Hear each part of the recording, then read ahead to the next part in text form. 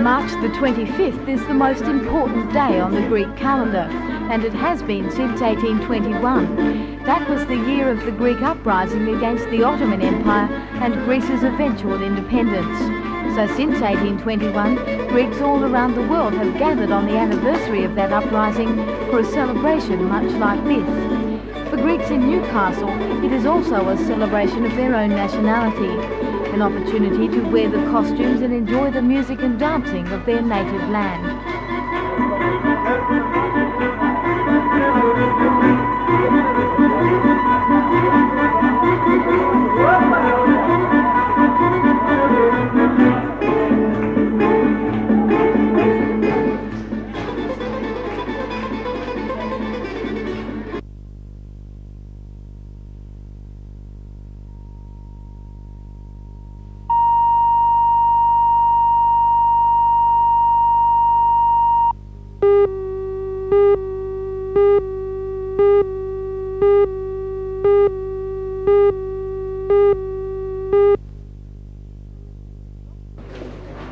In the seat of Gosford, the Labour member, Mr Brian McGowan, is now more confident of victory.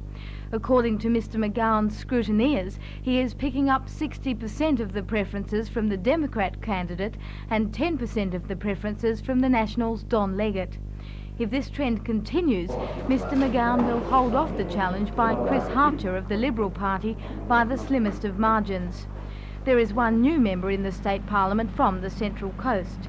Attorney-General Mr Paul Lander won the seat of Peats, successfully transferring from the Upper House to the Legislative Assembly. In the Newcastle seat of Waratah, the new member is Alderman John Price, who defeated the sitting member Mr Sam Jones for ALP pre-selection. Mr Jones stood as an independent but failed to retain his seat. Will you try to reunite the Labor Party in Waratah? I don't believe reuniting is necessary. There were very few people who actually, straight away, I'd say we had better than 99% support. And it was extremely pleasing as the Labor candidate to see just how the members dropped past opinions and rallied round, worked on the day and were with us last night to celebrate the victory. One of the surprises of the election was how the Labor member in Maitland, Alan Walsh, turned the tide and increased his majority by 6%. Mr Walsh attributes his win to his work in the electorate and the achievements of the government in Maitland and the Hunter Valley. All other sitting members in the region will return this Saturday's poll.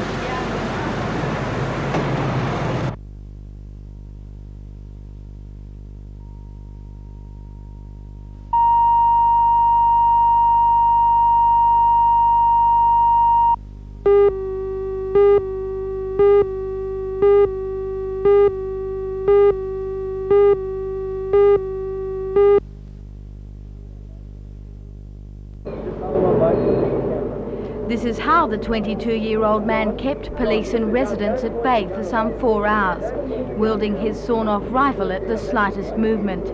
The drama began at 3 o'clock yesterday morning, when a 31-year-old woman returned to her home in Eula Close, Toronto, to find her former boyfriend in the house. Police say he held her captive until she escaped at 6 a.m. He then went into the street and fired 2 shots. One wounded him in the stomach. The 22-year-old Broadmeadow man stumbled around the street for 4 hours talking to police negotiators. Members of the Police Special Weapons Operations Squad and about 20 policemen surrounded the area. Residents were told to stay inside their houses. At times, the pain from his wound forced the man to his knees, but he refused to lay down his weapon. Finally, police tackled the man and took him into custody. He was handcuffed and taken to the Royal Newcastle Hospital, where he underwent surgery to remove the bullet from his stomach.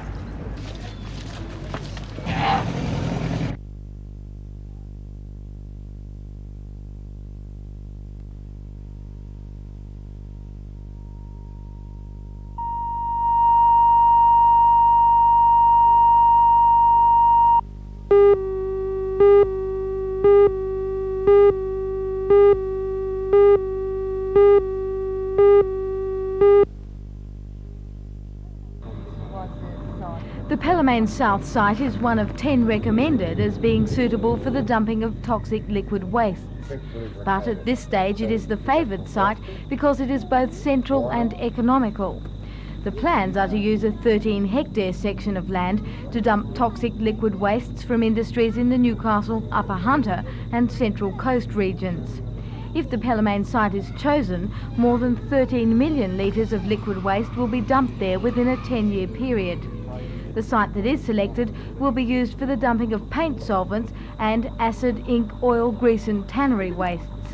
Dumping of radioactive and explosive wastes or materials containing lead and arsenic will not be allowed. But for the people of Pelham South, that is little consolation. They don't want to dump in their area at all. For a start, there's the great possibility of leakage into Wallace Creek. And I'm sure landholders all the way along Wallace Creek who water their cattle from it and irrigate their crops, vegetables, etc., would be shocked if they could think that this was going to be done without them being even notified.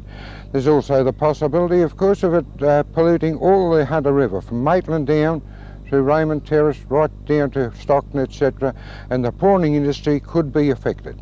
So you don't think it would be a good thing for the Hunter Valley? I think it would be the worst thing that could possibly happen.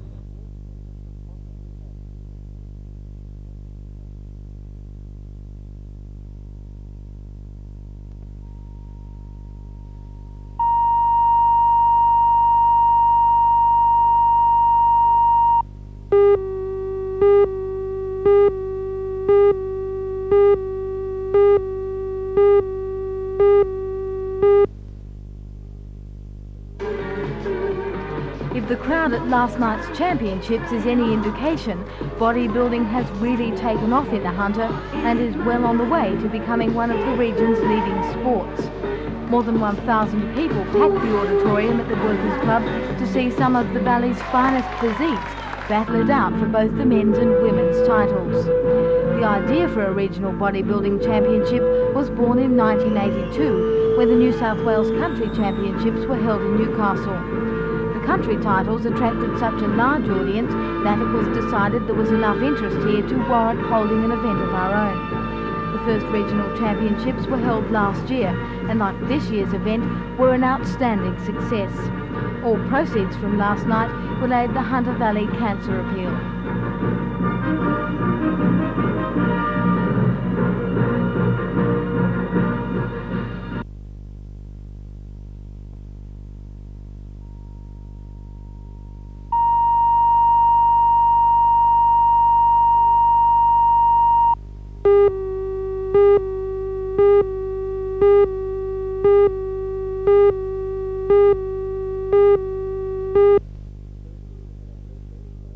Firstly, we had our members phoning people in the areas that we had set up from the phone book, and secondly, those people that promised money, we had people going around collecting that money. Was it a more successful way of raising funds than, say, a door knock appeal? Overall, yes. Unfortunately, a few things we didn't anticipate, the number of units, for example, in the Merriweather Bar Beach area, so our members had to climb up and down stairs all the time, which took up a lot of time. And unfortunately, we haven't reached all the people yet who promised money. I see. And will a similar phone-in be held next year? Oh yes, yes, definitely we'll be going again next year, and hopefully next year Mr. Rand won't have an election on the same day as we have a phone-in.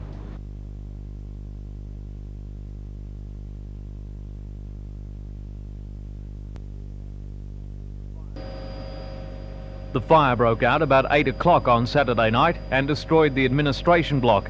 The damage bill has been put at $500,000. Police suspect a break-in prior to the fire being noticed. Classes are being held as usual today, with some of the rooms being converted for use by administrative staff.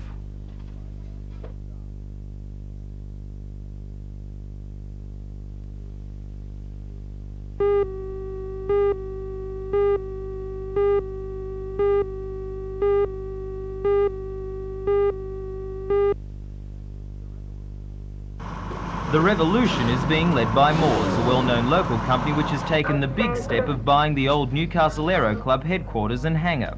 Walk inside and it becomes clear that the era of the small panel beating shop is fading fast. Moores are spending more than $1.25 million so that up to 50 vehicles, from Mack trucks to minis, can be serviced at one time. A large part of that money is building this paint shop. It will bake the enamel paint to the vehicle body, providing the company claim a perfect match with the manufacturer's original. As well, a laser geometry chassis alignment system is being imported from Sweden and will be installed shortly. The smash repair industry is depressed and there is strong competition for the reduced work available. According to owner Mr. John Moore, that is why the company is trying this big volume approach. And we thought, well, if we went very professional, along the lines that we studied in Sweden, well, that would be the way to go. New cars cost a lot of money today, so you've got to repair them professionally. A similar approach is being tried by City Smash Repairs, the recently renamed division of Closters. Like its competitor, City Smash Repairs has installed a low-baked paint system and has also bought a car chassis alignment system. Both Moores and City Smash Repairs say the alignment systems have become necessary equipment because of the burst of new front-wheel drive cars. Any twist in the body affects the performance of the front-wheel struts.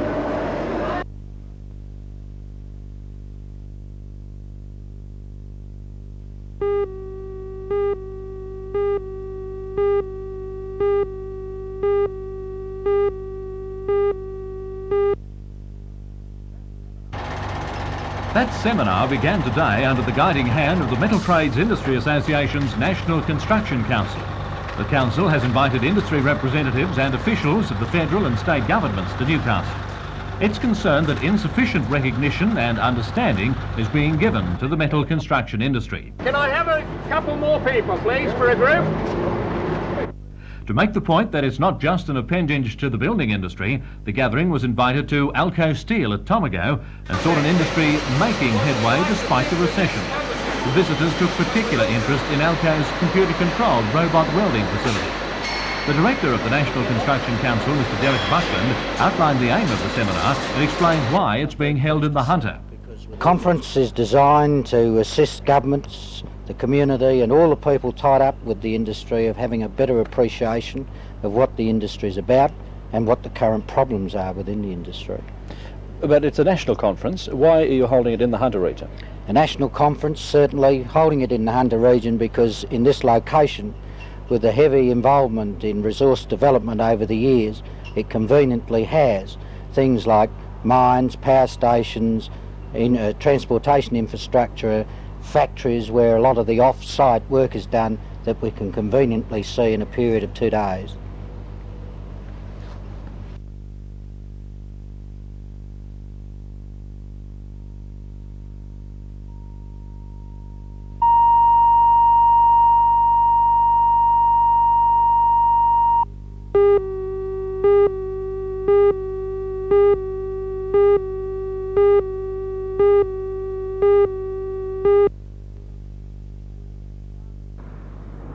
Last year, the Smith family gave $1 million worth of aid to the people of the Hunter region. 3 years ago, it was half that amount. The chairman of the Smith family, Mr. Garth Barrowclough, says the demand for money and goods far outweighs the supply, and the situation doesn't look like improving in the future. How does the Smith family cope with this kind of demand?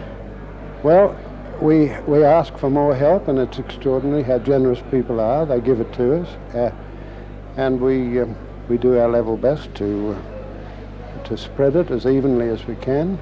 We've had grants of both money and lots of donations of clothing, furniture and goods. And we spread it, as I say, as evenly as we can, but we don't meet the demand.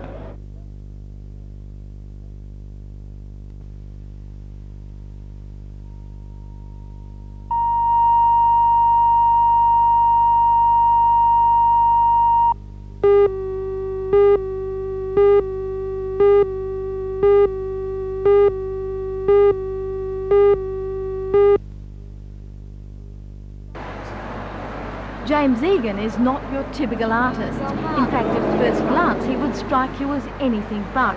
He looks like a relic from the Eureka Stockade. But an artist James Egan is, and a famous one at that.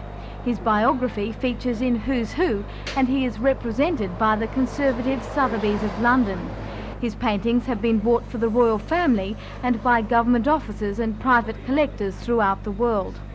James Egan's studio is an old church hall in Bungaree near Ballarat in Victoria, but much of his time is spent in the outback researching his subjects and landscapes at first hand. James did not always earn his living with a paintbrush, but it was his first occupation that led him in a roundabout way to art. Well, in the early days I travelled with the shows, and there was a fellow travelled with us. We used to sign autographs out there. It was a fight in buck jump shows, and we'd sign autographs of the night. And he used to always do a little sketch with his autograph. It used to fascinate me. Just a few lines of a buck jumper or a fighter. Beautiful. And after the show of a night, I'd sit with him in the tent. He was an older fellow, much older fellow than me. And at this stage I was in my early teens, and he was a beer man about 30. He used to show me how to draw. And somehow I knew, in my lack of education and the life I was seeing, I couldn't express myself because of my lack of education with writings, but I was emotional and sensitive, and I wanted to say something. I found this was the way to say it, through painting. Many of James Egan's works are painted on canvas, but he doesn't like to limit himself to flat, even surfaces. He also paints on cowhides, potato sacks, tree stumps, and a variety of relics from the past. I don't know, I've always liked a little bit of yesterday. I like the old timber, I've liked the potato bags, particularly I started off on the potato bags, and hides have got something about them. I've always just liked them. I've liked the patina. And I started to paint on the potato bags, but it came off. And that was a problem. Then I had to solve that problem. Now I make my own oils with the help of an industrial chemist years ago. I make up my own oils, and I now get an indelibility. It doesn't lift, it's there forever. It's as good as a canvas. James Egan is quite unlike any artist, and in fact anybody I have ever met. That unique character is reflected in his art, and seeing his work is an opportunity not to be missed.